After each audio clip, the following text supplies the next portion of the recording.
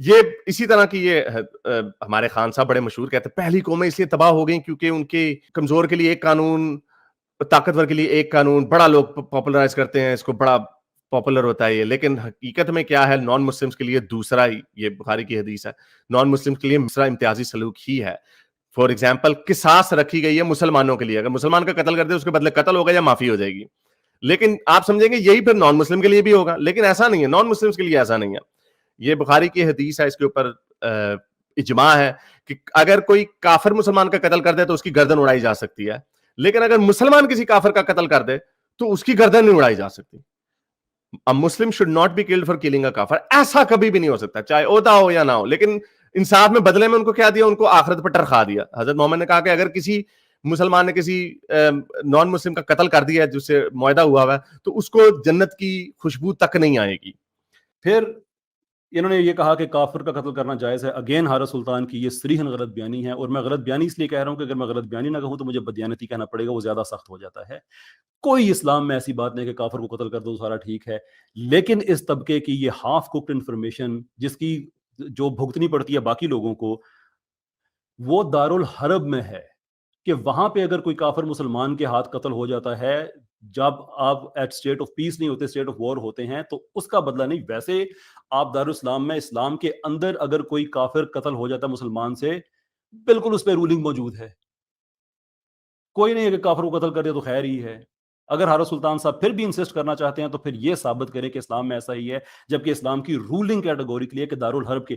اب کوئی انسان جس کو دارالحرب اور دارالامن یا دارالسلام کی فرق بھی نہ پتا ہو اور وہ دن رات اسلام پہ باتیں کرتا رہے، تو میرے خیال میں یہ بھی ایک مورل چیز ضروری ہے مورالٹی کے اعتبار سے کہ وہ اپنا مورل سیلف تھوڑا سا انووک کرے اور سوچے کہ میں کیوں کر رہا ہوں ایسا. مجھے یہ بھی نہیں پتا جب کہ فرق کیا ہوتا ہے دارالحرب اور دارالسلام میں. ایک کی روایت اٹھا کے میں وہاں پہ لگا رہا ہوں، ضعیف حدیثیں اٹھا کے میں یہاں پہ دے رہا ہوں.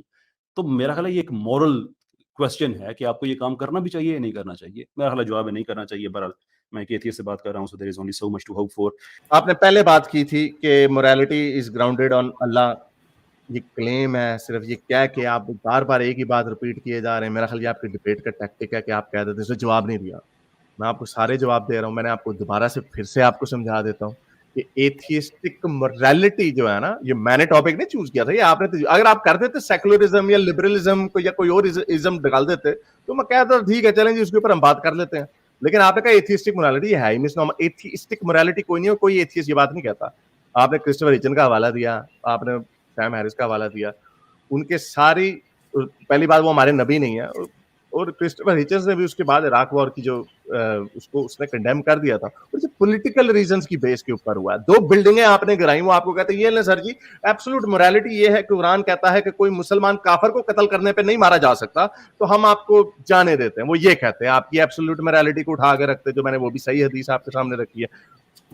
اس کے اوپر اجماع ہے، کوئی مسلمان قصاص میں نہیں مارا جا سکتا. اگر عباس صاحب کی طرف سے شور آ رہا ہے یار، کوئی مسلمان کی وجہ سے نہیں مارا جا سکتا اگر وہ کسی کافر کا قتل کرتا.